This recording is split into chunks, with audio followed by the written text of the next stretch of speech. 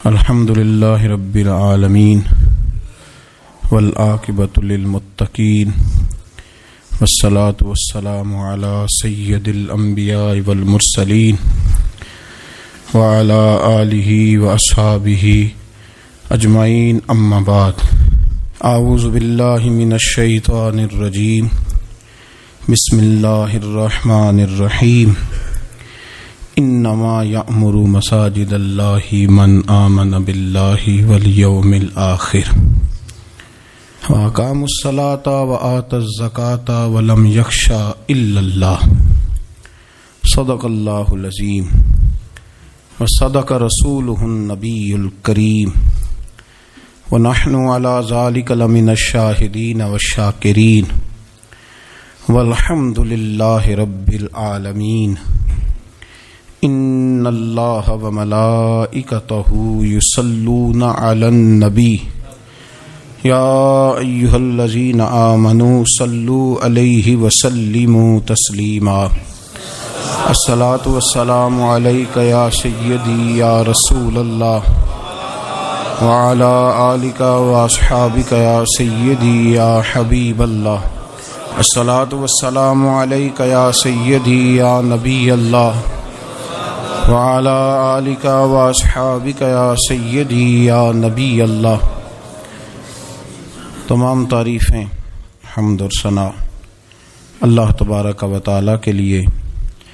درود و سلام نبی اکرم نور مجسم شفیع معظم احمد مجتبی جناب حضرت محمد مصطفیٰ صلی اللہ تعالی علیہ وسلم کی ذات والا صفات کے لیے حمد و صلات کے بعد قرآن مجید کی سورہ توبہ ہے، پارہ 10 ہے اور آیت نمبر 18 ہے۔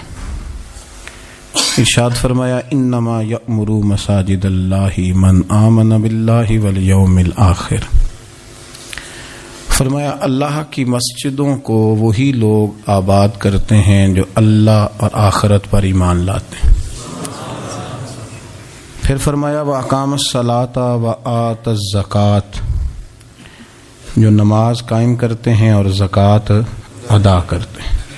وَلَمْ يَخْشَ إِلَّا اللَّهُ، اور سوائے اللہ کے کسی سے ڈرتے نہیں۔ یہ لوگ اللہ کی مسجدوں کو آباد کرتے ہیں، نماز قائم کرنے والے، زکوٰۃ دینے والے، سوائے اللہ کے کسی کی رضا کو مقدم نہ کرنے والے، اور سب سے پہلے یہ کہ وہ اللہ اور آخرت پر جب ایمان مضبوط ہو جاتا ہے پھر مسجد کی طرف رجوع کرنا آسان ہو جاتا ہے۔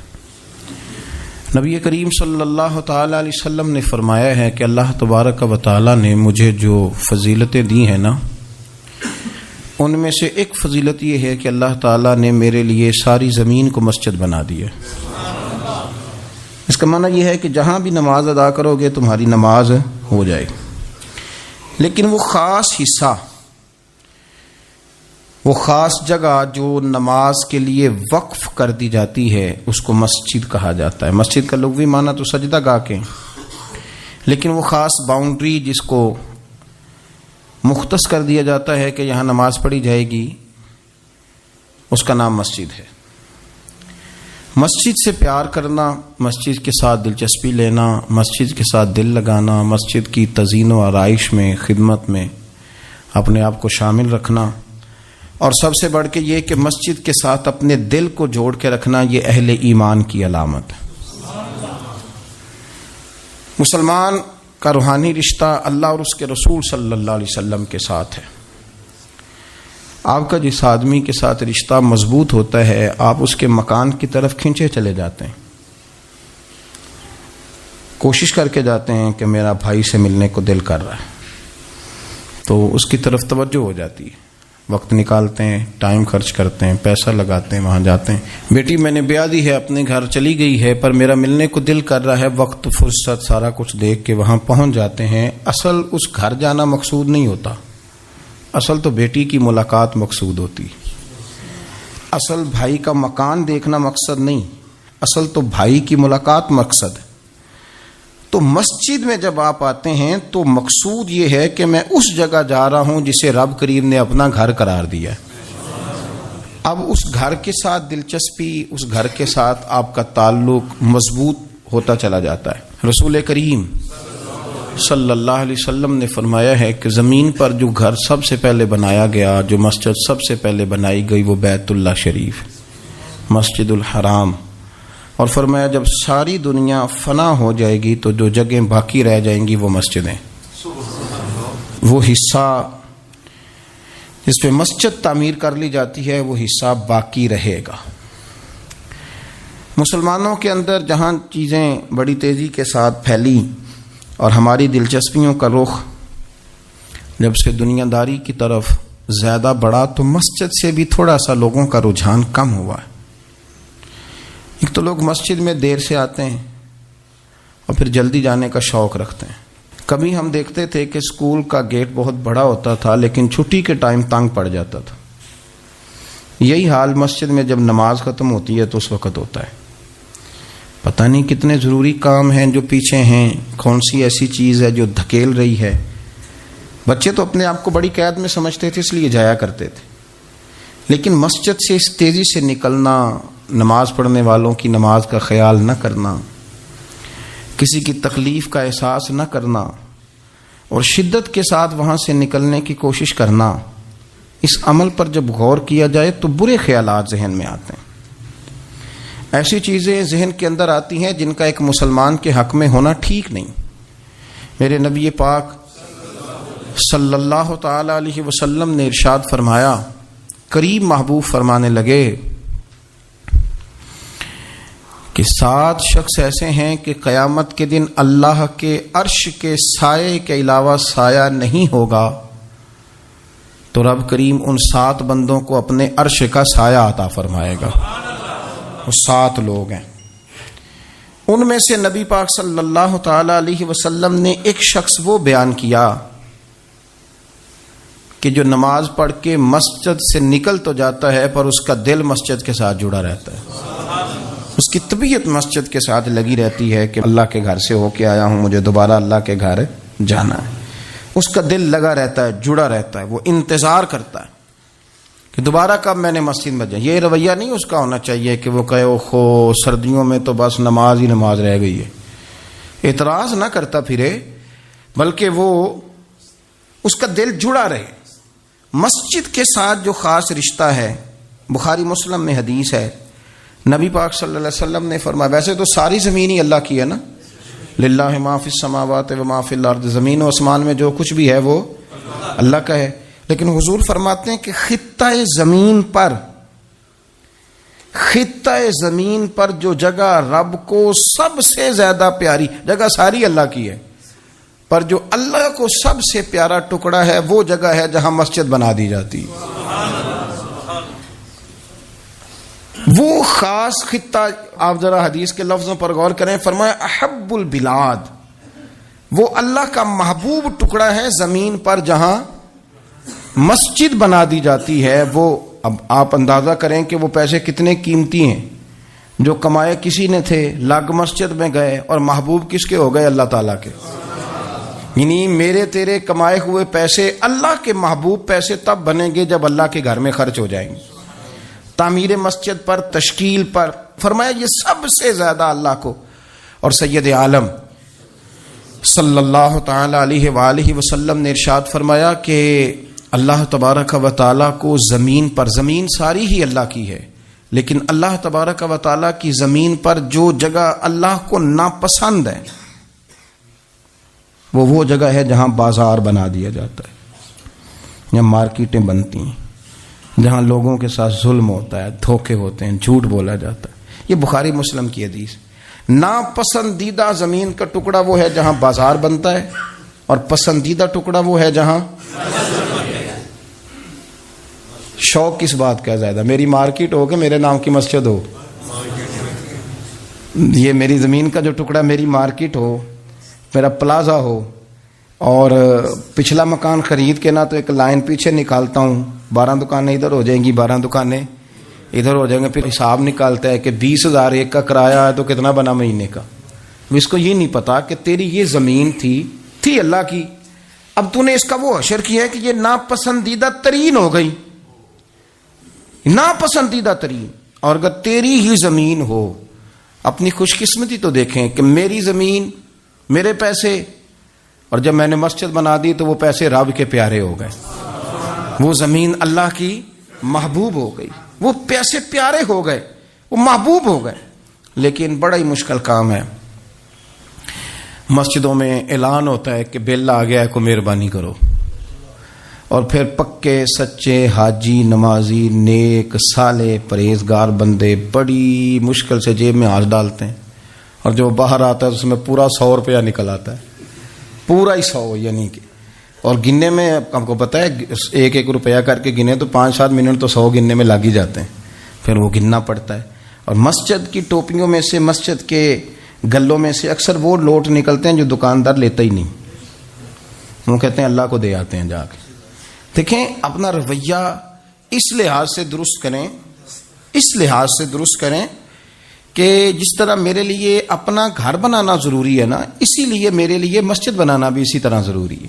جب حضور جتنا عرصہ تک مکہ شریف میں تشریف فرماتے تو زیادہ وقت مسجد الحرام میں گزارتے تھے، اور جب قریب محبوب صلی اللہ تعالی علیہ وسلم محبوب دو عالم علیہ السلام مدینہ طیبہ تشریف لے آئے تو حضور نے سب سے پہلے مسجد قباء کی تعمیر فرمائی.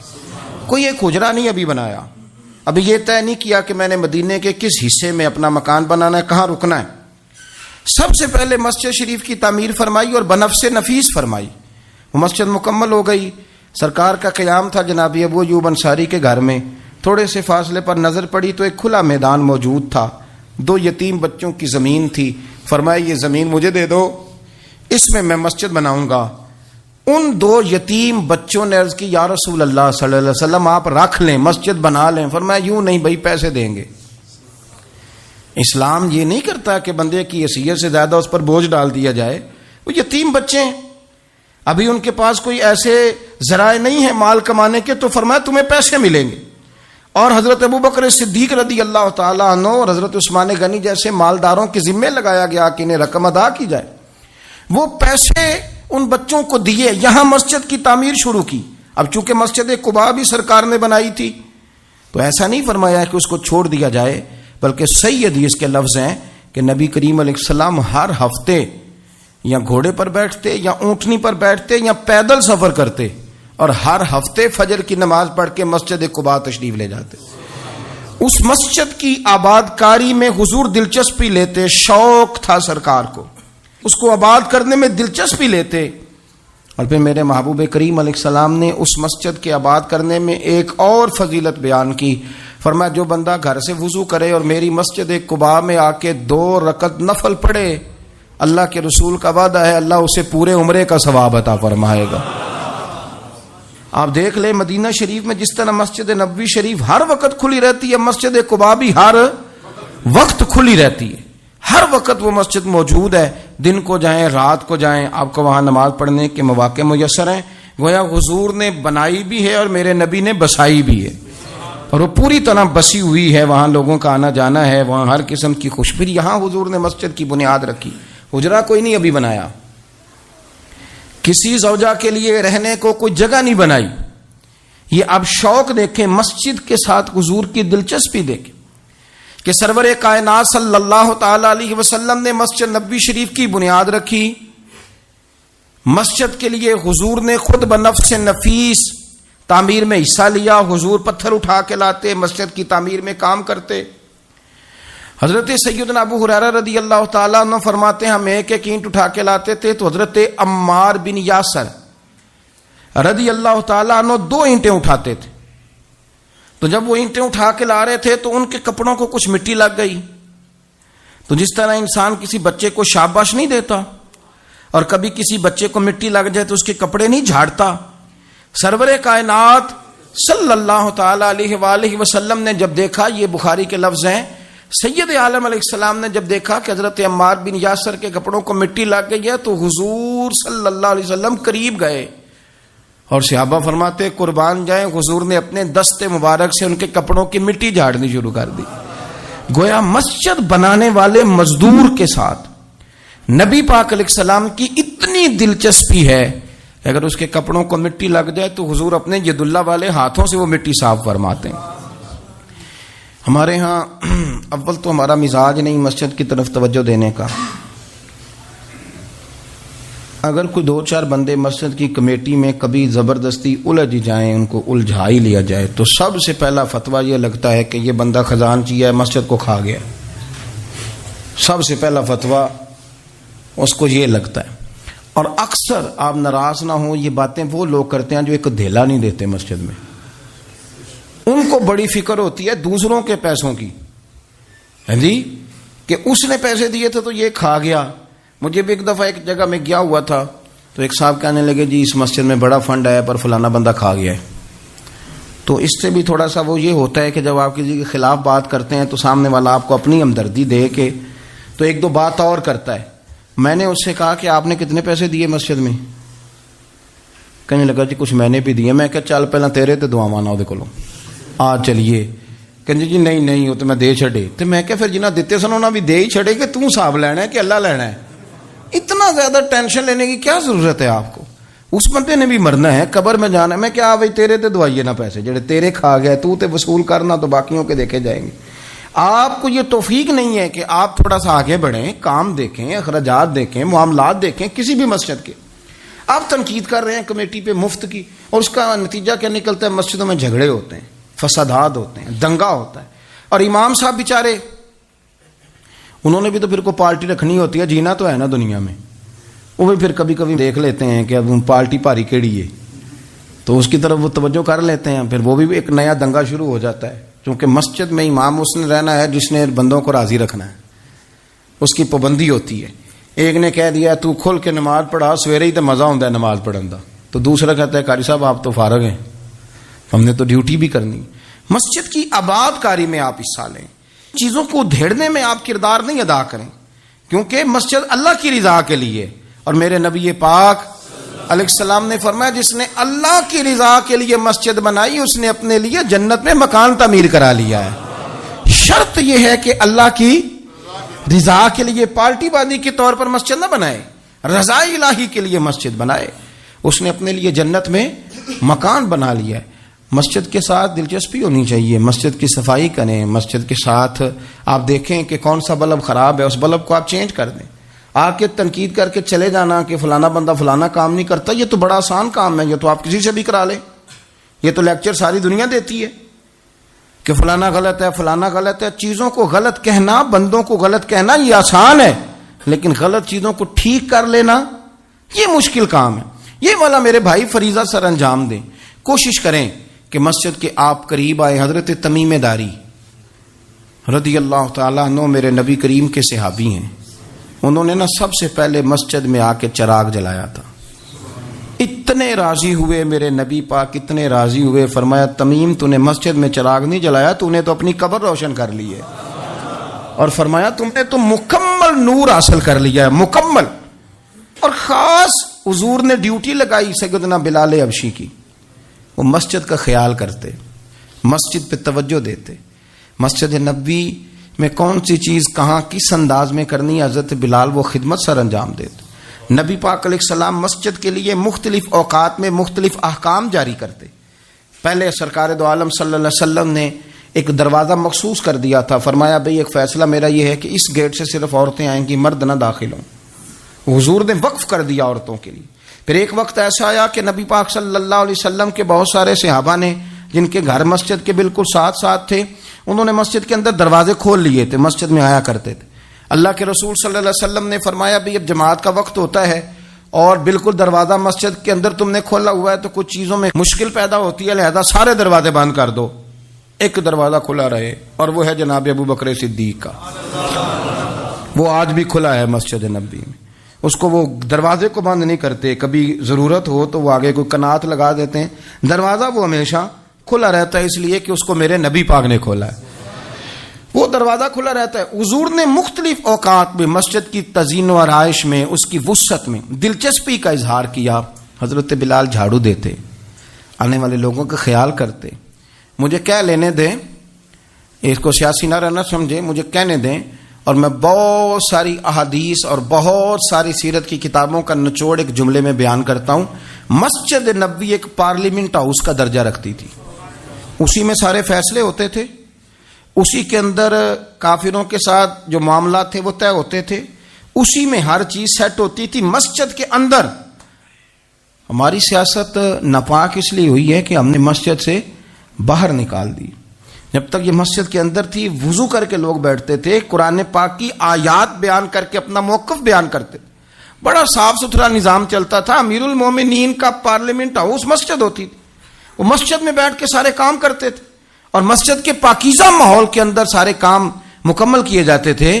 حضرت سیدنا بلال حبشی کی ڈیوٹی تھی، جن لوگوں نے مسجدیں بنائی ہوتی ہیں ان کو مسجدوں سے پیار بھی بڑا ہی ہوتا ہے، اور میں اکثر آئمہ مساجد کو میں نے دیکھا ہے، امام صاحب نہ بیچارے پہلے انہوں نے بندہ تلاش کرنا ہوتا ہے جو ان کی جگہ پہ نماز پڑھائے، پھر انہوں نے کہیں جانے کا وعدہ کرنا ہوتا ہے، پھر وہ 15 فون کرتے ہیں، فلانے کے پاس چابیاں وہ لے کے جماعت کرا دینا، بڑا پیار کرتے ہیں مسجد سے بڑا، لیکن اس بیچارے کا ایک قدم بھی مسجد میں پکا نہیں ہوتا۔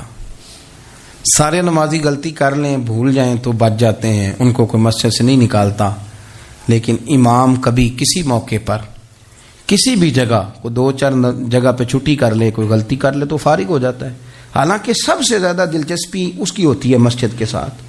ہم مسجد کی آباد کاری میں جب ذوق پیدا کریں گے، نبی پاک صلی اللہ علیہ وسلم جب سفر پہ جاتے تھے تو سب سے آخر میں مسجد نبوی شریف میں آتے، نماز پڑھتے، اور جب سفر سے واپس آتے تو سب سے پہلے مسجد میں آتے، نماز ادا کرتے۔ حضرت بلال حبشی مسجد کی خدمت کرتے تھے، پھر حضور کے وصال کے بعد وہ ملک شام تشریف لے گئے،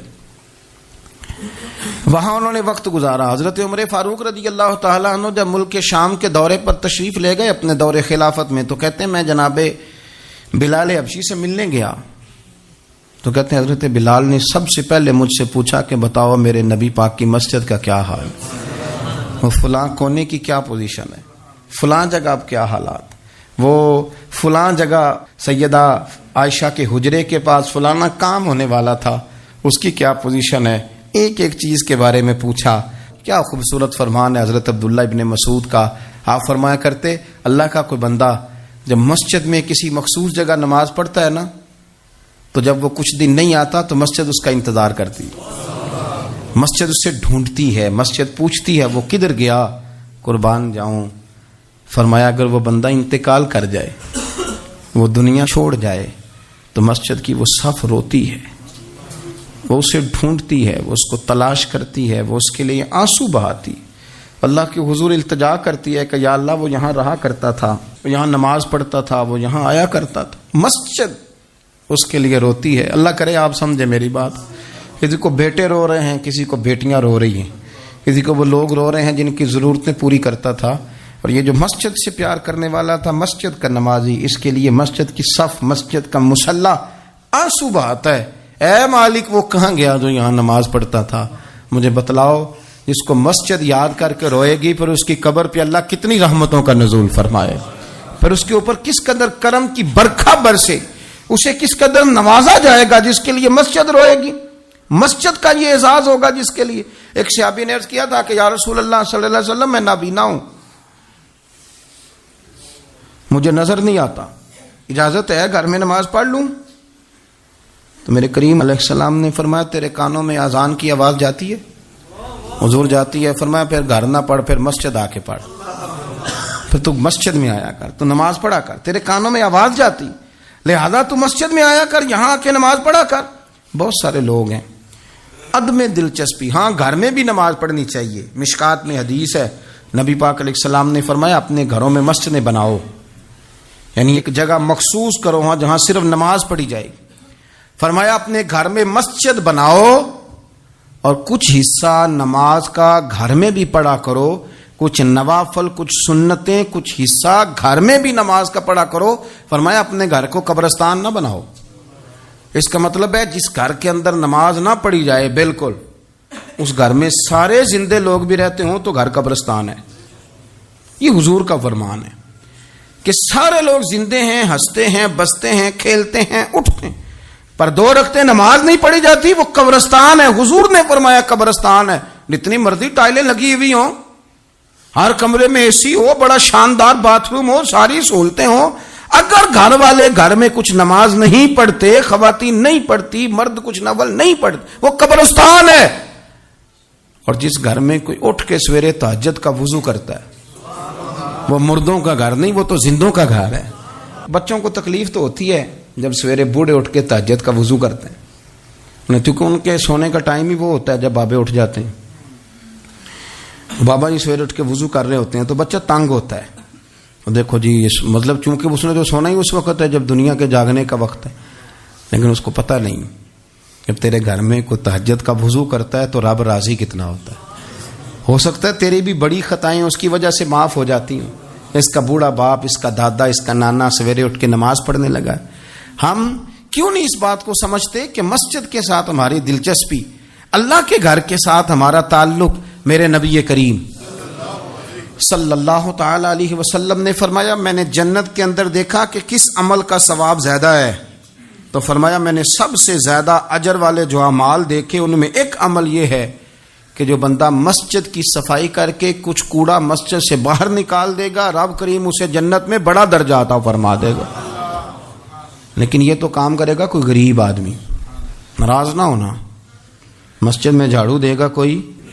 میں نے اپنے لاہور والے سارے پیر بھائیوں کو بلایا تھا کچھ دن ہوئے، میں نے ان کو نصیحت کی تھی کہ آپ اپنے علاقے کی مسجد کی صفائی کیا کریں، اور ساتھ میں نے انہیں کہا تھا کہ یہ میرا اپنے حکم سمجھنا ہے کہ مسجد کے انتظامی معاملات میں مداخلت نہیں کرنی. اپنی مسجد محلے کی میں جائیں اور جا کے جھاڑو دیں. بابا فرید صاحب رحمۃ اللہ علیہ فرمایا کرتے تھے جو چاہتا ہے اس کے دل کو سکون ملے تو وہ اللہ کے گھر میں جھاڑو دیا کرے. اور خود اپنے آپ سے کہا کرتے تھے اٹھ فریدا ستیا جھاڑو دے مسیت، تو ستیں رب جاگدا تیری ڈاڈے نال پرید. مسجد کی صفائی کر. لیکن یہ بھی غریبوں کے حصے میں آیا. امیر بندہ تو 50,000 روپیہ دیتا ہے مسجد میں، کہتا ہے واکر خرید لو. پھر اس کے بعد قاری صاحب سے آ کے کہتا ہے کہ تو واکر لے کے دیتا سی صفائی کیوں نہیں کراندے. تو اگر کوئی غریب آدمی ذرا ڈرتے ڈرتے لقمہ دیتا ہے تگڑے بندے کو، ڈرتے ڈرتے وہ اسے کہہ ہی دے نا کبھی کہ قاری صاحب کو صفائی نہیں کرائی دی، تو پھر امیروں کے پاس ایک اور بھی جملہ ہے، وہ کہتے انہیں کہڑا آپ کرنی بالا کو نہیں کرانی، تو میں کہ تسی اپنے بالا کو کرا لو، لیاؤ بالا نال. وہ نہیں کرتے صفائی. اگر آپ کے بچے آپ کے کہنے پہ صفائی نہیں مسجد کی کرتے تو قاری صاحب کے کہنے میں کب صفائی کریں گے. قاری صاحب کے پاس بھی بچوں کی اماں آ جاتی ہے، وہ آ کے کہتے ہیں مولوی تو 8,000 کا ہے اور میرا بچہ 1.5 کروڑ کا ہے، میرے سے پیسے لے کے صفائی والا بندہ رکھ لے، میرا بچہ نے اسکول جانا ہوتا ہے، سبق سنانے آتا ہے کہ صفائیاں کرنے آتا ہے. کہاں ہیں وہ لوگ گئے جو توجہ کے ساتھ مسجد سے پیار کرتے تھے، جن کا ذوق ہوتا تھا، جن کو شوق تھا کہ وہ مسجد کے ساتھ اپنی دلچسپیوں کو برقرار رکھیں گے اور دور سے چل چل کے مسجد کے قریب آئیں گے. طبیعت ہی نہیں، دہلی نہیں. وہ بندہ جس نے 50,000 روپیہ دیا وہ جھاڑو کو ہاتھ لگائے توبہ توبہ توبہ توبہ، وہ کوئی کام کر لے ہو ہی نہیں سکتا، سوال ہی نہیں پیدا ہوتا. وہ تو آ کے کہے گا جاتی دفعہ کہہ جائے گا کہ وہ ذرا فلانی جگہ کو بھی صاف کرا دے، وہاں بڑا برا حال تھا. تو بھئی یہ تو اللہ کا گھر ہے. تو جس طرح اللہ سب کا رب ہے اسی طرح مسجد بھی سب کی سانجھی ہے کہ نہیں. تو وہ تھوڑی سی نیکی آپ کر لیں، وہ جھاڑو پڑا ہے کام کریں اپنے علاقے کی مسجد کی خوبصورتی میں، تزئین و آرائش میں، اور کوشش کریں تھوڑا چل کے وقت پہ مسجد میں جائیں، ذوق بنائیں. ایک قبیلہ تھا مسجد نبوی شریف سے تھوڑا دور رہتے تھے وہ لوگ. تو نبی کریم صلی اللہ تعالی علیہ وسلم کی مسجد کے دائیں بائیں نا کچھ مکانات خالی ہوئے، تو مالکوں نے یہ کہا کہ ہم یہ مکانات بیچیں گے. ان کو دور سے آنا پڑتا تھا تو انہوں نے ارادہ کیا کہ یہ قریب کے جو مکانات ہیں یہ ہم خرید لیتے ہیں. نبی کریم صلی اللہ تعالی علیہ وسلم کو خبر ملی کہ بنو سلیم قبیلے کے وہ لوگ یہ مکان خرید رہے ہیں تاکہ ہمیں مسجد کا قرب نصیب ہو جائے. دور سے چل کے آنا پڑتا ہے، وہ قریب آ جائیں گے تو ذرا مسجد میں حاضری ہماری آسان ہو جائے گی. حضور نے انہیں بلا لیا، فرمایا تم مکان خریدو تمہاری مرضی، نہ خریدو تمہاری مرضی، پر ایک بات سن لو، تم جتنے قدم چل کے آتے ہو نا رب کے فرشتے تمہارے قدم لکھ لیتے ہیں، تمہارے قدم لکھے جاتے ہیں. تمہارے قدم 2 دفعہ حضور نے فرمایا، حدیث میں موجود ہے، 2 دفعہ تمہارے قدم لکھے جاتے ہیں. وہ لوگ بڑے مشتاق تھے اللہ کے بارگاہ سے اجر کے آنکھیں گول. حضور فرشتے ہمارے قدم لکھتے ہیں، رب کو دکھاتے ہیں کہ اتنے قدم چل. ہاں تمہارے قدم لکھے جاتے ہیں. کہا یا رسول اللہ ہم نے نہیں قریب آنا، ہم دور ہی ٹھیک ہیں، ہم چاہتے ہیں ہمارے زیادہ قدم لکھے جائیں، زیادہ قدم، ہم دور سے چل کے آیا کریں گے. شعر یاد آ گیا ہے کسی درویش کا، اس نے کہا تھا کہ گو سنا تھا آستانہ یار دور ہے، پر ہم نے بھی ٹھان لی تھی کہ جانا ضرور ہے۔ رسول کریم صلی اللہ تعالی علیہ وسلم کے غلاموں نے مسجدیں بنائیں، مسجدوں کے ساتھ دلچسپی کا رویہ رکھا، مسجد کے ساتھ ان کی وابستگی بڑی مضبوط رہی۔ میں مسجد نبوی شریف میں بیٹھا تھا تو بہت زیادہ شہرت بھی کئی دفعہ بہت سارے مسائل کو بھی جنم دیتی ہے، تو کچھ ایسی جگہیں ہوتی ہیں جہاں آپ کو خود ادب کے ساتھ جانا چاہیے، وہاں زیادہ جھمگٹے لوگوں کا آنا جانا، ہاتھ چموانا ویسے ہی تھوڑا ادب کے خلاف لگتا ہے، تو کوشش ہوتی ہے کہ ذرا وہاں کوشش کی جائے کہ ذرا چپکے سے کوئی کام ہو جائے، لیکن پیار کرنے والے تو پھر مل ہی جاتے ہیں نا ہر جگہ۔ مسجد نبوی شریف کی صفائی کرنے والے لوگ میرے پاس آ کے بیٹھ کے کہنے لگے آپ سے فوٹو کھنچا لیں، تو مجھے ایک شعر یاد آ گیا کسی درویش کا، اس نے کہا تھا طیبہ کے سارے خادم پہچانتے ہیں مجھ کو تو خبر نہیں تھی میں اس قدر بڑا ہوں۔ میں نے کہا جی کھنچوا لیں، ان میں ایک شخص بولا، کہنے لگا پیر صاحب آپ سے ایک بات کرنی ہے۔ میں نے کہا کریں۔ کہنے لگا میرا تنخواہ بڑی تھوڑی ہے، بلدیہ کا ملازم ہوں، تھوڑی سی تنخواہ ملتی ہے، تو میرا ارادہ تھا چھوڑ جاؤں، روز پروگرام کرتا تھا کہ پاکستان جا کے کوئی کام کر لوں گا۔ پھر میں نے آپ کی ایک تقریر سنی، میں نے کہا وہ کون سی؟ کہنے لگے آپ نے بتایا ہے کہ بخاری میں حدیث ہے ایک بی بی مسجد کی صفائی کرتی تھی، بیمار ہو گئی تو حضور تیمارداری کرنے جاتے تھے، اور جب اس کا رات کو انتقال ہوا صحابہ نے حضور کو تکلیف دینا بہتر نہ سمجھا، دفن کر دیا، تو نبی کریم نے سویرے فرمایا مجھے بتاؤ اس کی قبر کہاں ہے؟ حضور نبی پاک خود رسول کریم ساری امت گنبد خضرا پہ اور نبی پاک اس قبر پہ چلے گئے جو مسجد میں جھاڑو دیتی تھی، اس کی قبر پہ کھڑے ہو گئے اور فرمایا صفیں بناؤ بھائی میں دوبارہ جنازہ پڑھوں گا۔ حضور نے جنازہ دوبارہ پڑھا، وارث نے جنازہ نہ پڑھا ہو تو دوبارہ پڑھانا جائز ہے، اور حضور تو وارث ہے نا ساری امت کے، دوبارہ جنازہ پڑھا۔ کہنے لگے وہ میں نے آپ کی زبان سے کہیں وہ روایت سن لی تھی، تو 3 بجے ہوئے تھے رات کے پاکستان میں، سارے سو رہے تھے، پر میں نے گھر فون کیا، میں نے کبھی تنخواہ جنی جی نیچی گزارا کرنا جی، میں تو بڑے کام لگا ہوں سرکار کی بارگاہ میں، یہاں مسجد کی صفائی کرتا ہوں، میری تو بڑی شان بنے گی